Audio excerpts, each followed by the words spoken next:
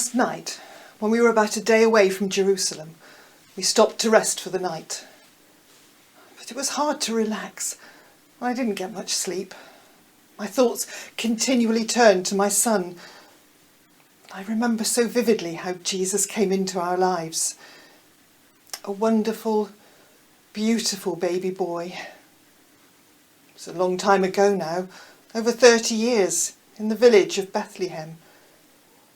I remember making that long journey, riding on the back of our donkey, with faithful Joseph walking beside me.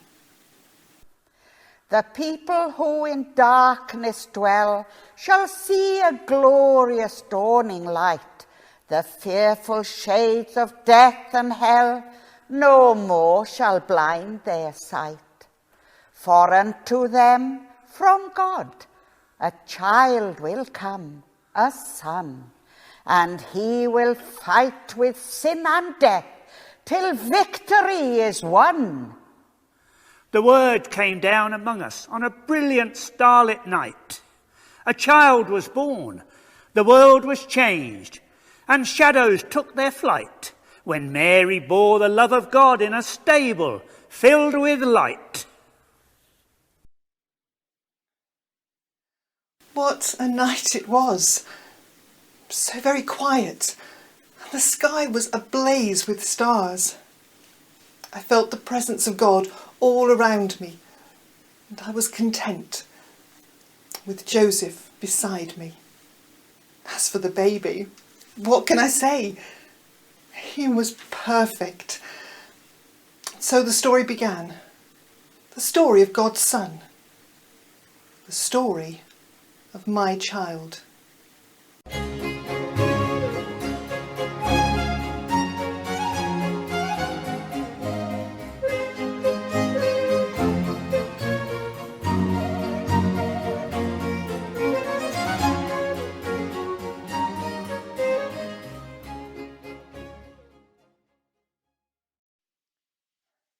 And now our journey has brought us here, and we're making our way along the dusty road from Jericho, an untidy procession. At its centre is Jesus, seated on a donkey, upright and dignified. I'm so proud of my son. But it's also strange. The crowds are laying branches and cloaks on the road, and they're chanting. All this noise and excitement. Here he comes! Here he comes! Coming up the dusty road from Jericho. Here he comes! Here he comes! Walking with a purpose only he can know. Here he comes! Here he comes! Join us and discover if he is the one. Here he comes! Here he comes! Trouble lies ahead before the day is done.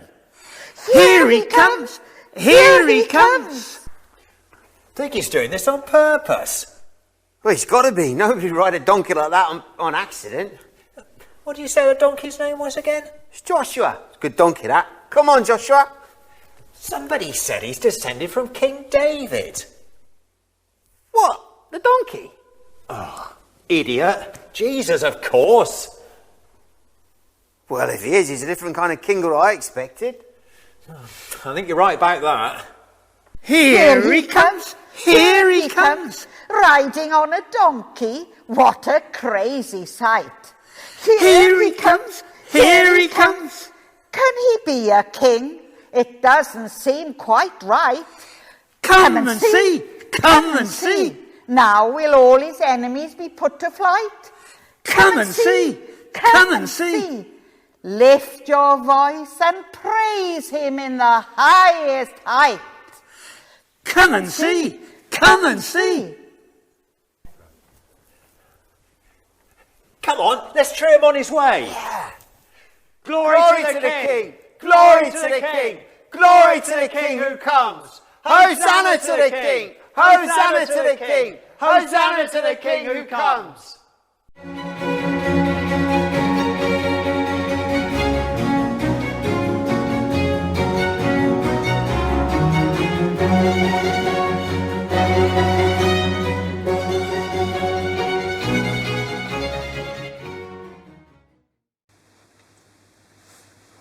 worried about Jesus drawing attention to himself. But I'm afraid it got worse. No one could have imagined where he would go next or what he would do, but right into the lion's den, the place where his enemies were the strongest, the temple. Now, why did he have to stir up a hornet's nest like he did?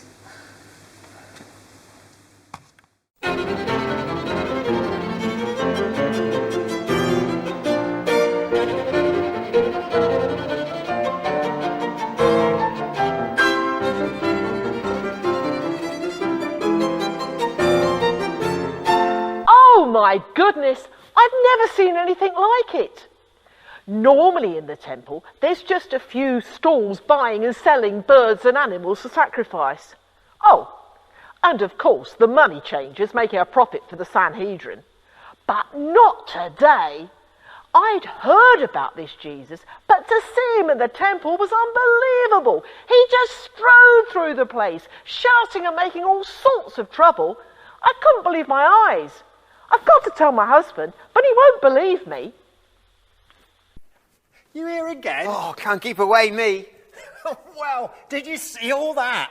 That was that Jesus we seen this morning, right in Jerusalem on the donkey. That's right. Well, I thought I'd seen it all, but this afternoon that tops it.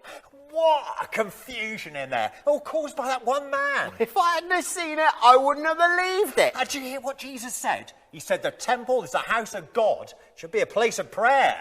Well, that's true enough. And he told all those traders they turned into a den of robbers. Well, that's not going to make him very popular. Well, he's only saying what we've all known for years. Yeah, but we haven't had the courage to say it. Did you see him use that whip? He certainly won't forget what he was saying.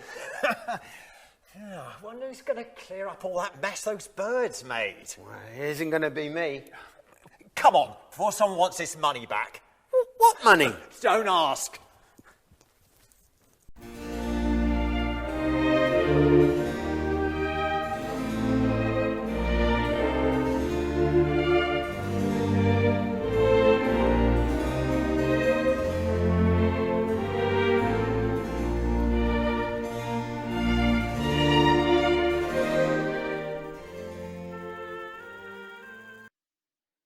After all that, not surprisingly, we knew that Jesus needed to get away from the Pharisees and to rest. So we've all come to Bethany to stay with Martha and Mary and dear Lazarus, who, in thanks for Jesus bringing him back from the tomb, offered his home as a sanctuary where Jesus could meet with his friends. But even here, his peace is disturbed.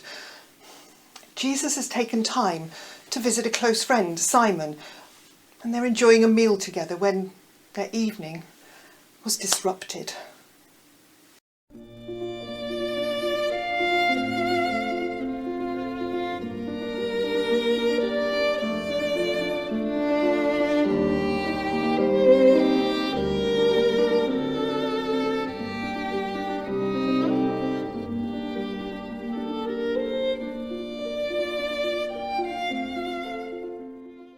It is wonderful to have Jesus visit us. We live a quiet life here in Bethany, and several people have said that this is the perfect place for Jesus. You see, I'm really no one out of the ordinary. But what I just did at Simon's home was very strange, and it took a lot of courage too. You see, I had this alabaster jar of perfume, pure nard, very expensive. It was given to me by my mother, and I'd been saving it for a special occasion. Well, something told me that this was it. A visit from Jesus the healer, who several people had said the Pharisees were planning to kill. So I took it to the feast at Simon's house. And I hadn't been invited, but I didn't care about that. And I went up to Jesus, and I poured the perfume onto his head to prepare him for his burial. Well, you should have heard the commotion. But Jesus just smiled. He understood. And he said it was a beautiful thing I had done to prepare him for his burial. Oh, the very thought of that now makes me shiver. But he seemed so very calm about it, as though he was ready for it. I only hope my mother would have approved of what I've done. Now I've come away. It's over. I can do no more for him. I wonder if I shall ever see him again.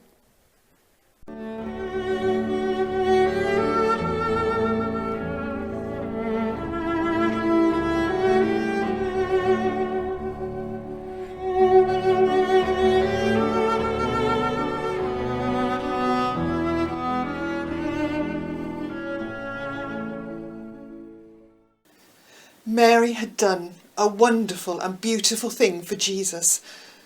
But it was time for us to go back to Jerusalem. Jesus was adamant that we return.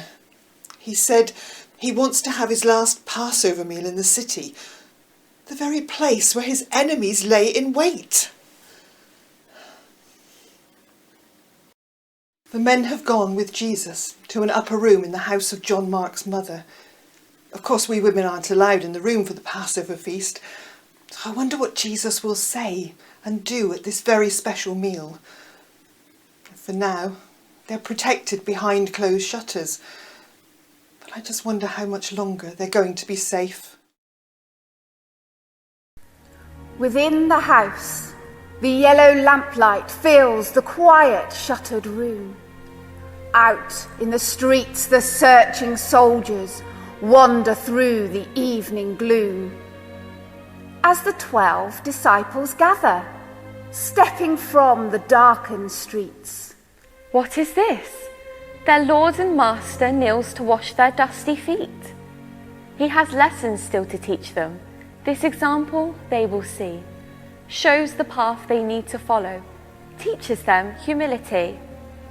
Upon the cushions they now all recline, and on the table rests the bread and wine. The moment has come.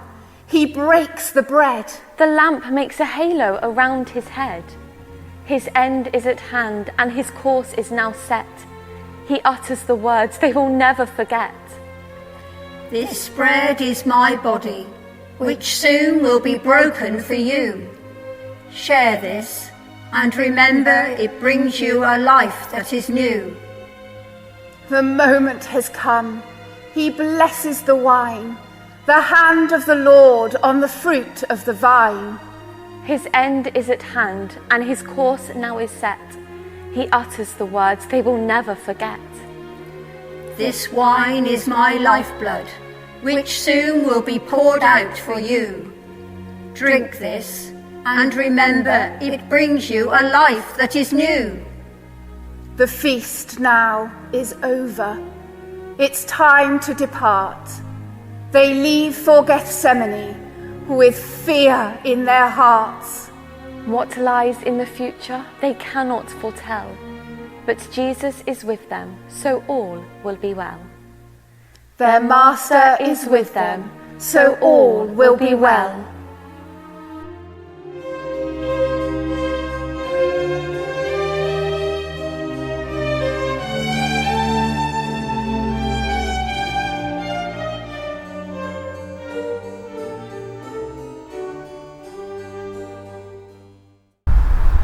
Now that the meal is finished, I've done something which I know Jesus would not have approved of. And it's awfully stupid, but I just couldn't help myself. I just couldn't stay away from my son. I had to stay close to him. So I've come here to Gethsemane. Oh, but I haven't come on my own. Mary of Magdala has come with me. She loves Jesus as much as I do, and she can be really tough when she needs to be. So now we're in the olive groves on this terrible night, and one which I know I shall never forget. Oh, Mary, I don't know what we're doing here. I know we shouldn't be here, but I just couldn't stay away. There's nothing to be afraid of, Mary. But I couldn't help it, and it's so dark here. I mean, I don't know which way to turn. Don't worry, together we will find them. Have they really come here to this place? Yes, they'll be in a clearing somewhere. We'll find them. Oh, thank goodness the soldiers didn't find us just now.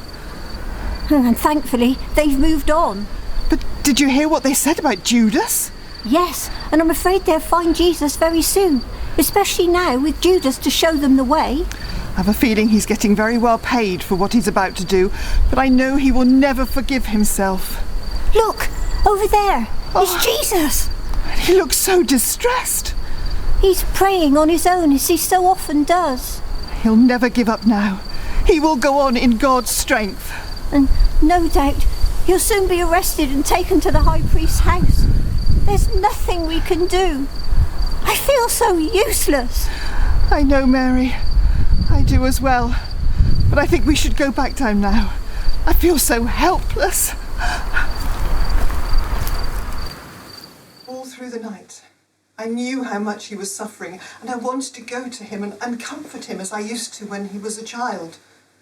But I knew that I couldn't. He knew he was doing God's will, and he had to go on however hard it was.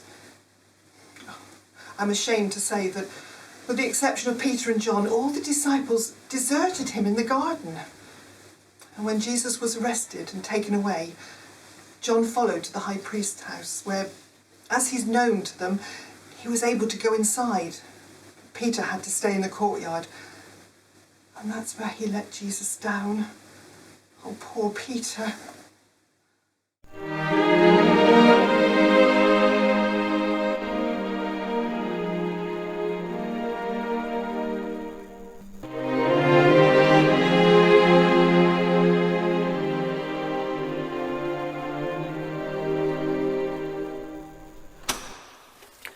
Hello.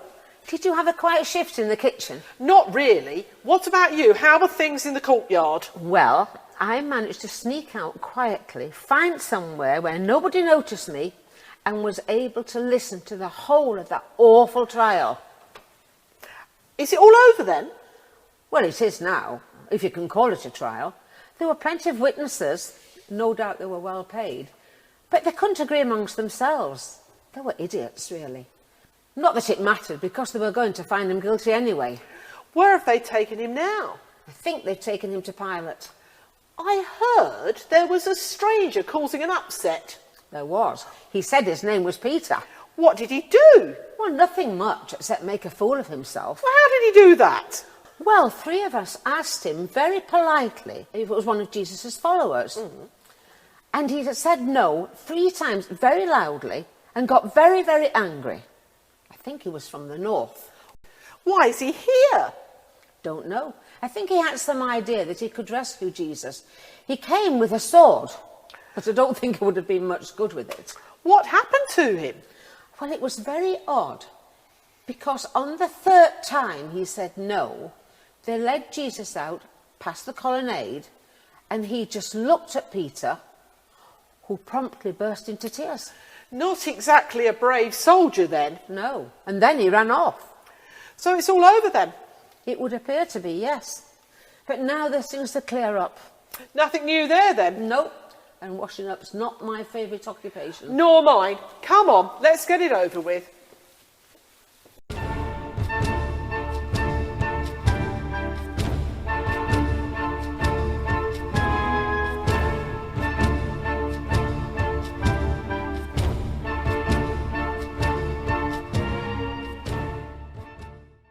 Now things are getting worse and they're escalating out of control. Because of all this, Mary and I decide to go straight to Pilate's fortress. We know the Pharisees would have to take Jesus there in the end if they wanted the death penalty.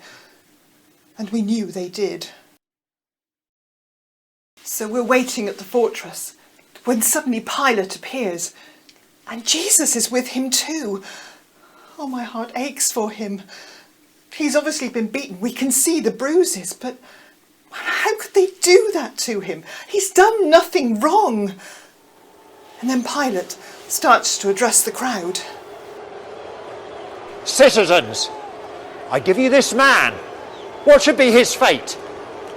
My wife says he is innocent. Why should I not listen to her? This Jesus speaks to me of truth. But what is truth? Oh, come on! Get on with it! Oh, come on!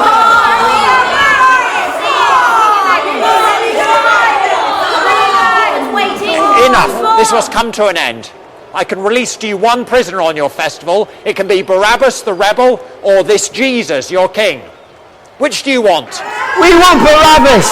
We want Barabbas! Barabbas? Then what shall I do with this Jesus you brought to me so early in the morning?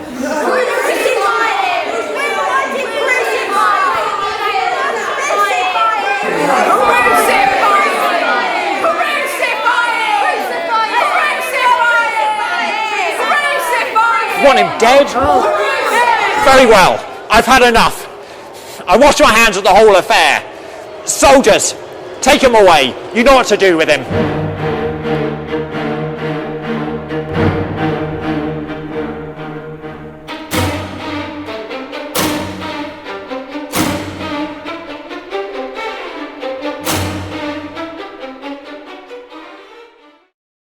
I knew that it would be hard. This is much worse than I ever imagined. At the age of only 33, my son is going to die a slow and terrible death, nailed to a wooden cross. What has he done to deserve this? He's still a young man, and so much of his life should still be ahead of him. But he's determined that this is God's will for him. And who am I to argue with that?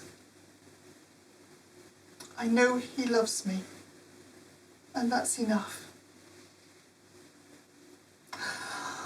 But what is happening to him is causing me so much pain. But his suffering will be far worse. May God grant that it will be over quickly. Then at last there will be the need for the myrrh, which I've kept for over 30 years. Those strange visitors were wiser than I knew when they gave it to me on that wonderful, wonderful night in Bethlehem. It all seems like a dream now, but it was real. And this is real, and his suffering is real, and death is real.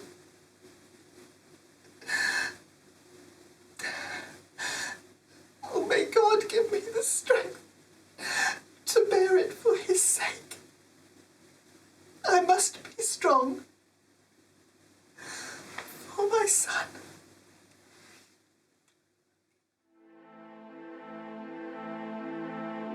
It's 9 o'clock in the morning. The sun is already hot.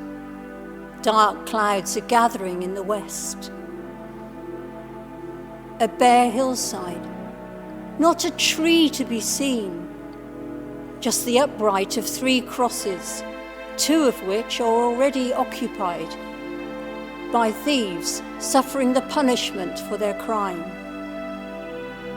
The 3rd upright waits for the man now summoning all his remaining strength to climb the unforgiving hill, the hill of the skull.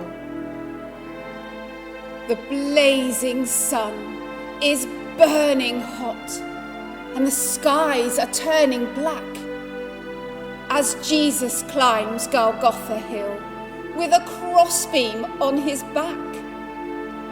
As Jesus climbs Golgotha Hill with a crossbeam on his back. The weight becomes too much for him in this still and humid air. So Simon takes the heavy weight, which he can no longer bear. So Simon takes the heavy weight, which he can no longer bear. At last they reach the place of death, where criminals have stood. They lay him down upon the ground and nail him to the wood. They lay him down upon the ground and nail him to the wood. They roughly raise him up. His friends can hardly bear their loss. The soldiers go and leave him there, to hang upon his cross. The soldiers go and leave him there to hang upon his cross. Eloi, Eloi, lama sabachthani. My God, why have you forsaken me? The Lord is my shepherd, I shall not want. He makes me lie down in green pastures. He leads me beside still waters. He restores my soul. He restores my soul. Father, into your hands I commend my spirit. Even though I walk through the valley of the shadow of death, I will fear no evil, for you are with me. Your rod and your staff comfort me, and I will dwell in the house of the Lord forever. And I will dwell in the house of the Lord forever. It is finished. And, so saying, Mary's son gave up his spirit and breathed his last.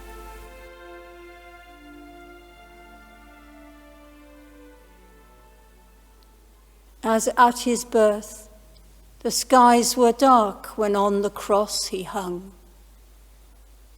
But when he bowed his head and died, no angel songs were sung. And for a moment it seemed the world would cease its spinning.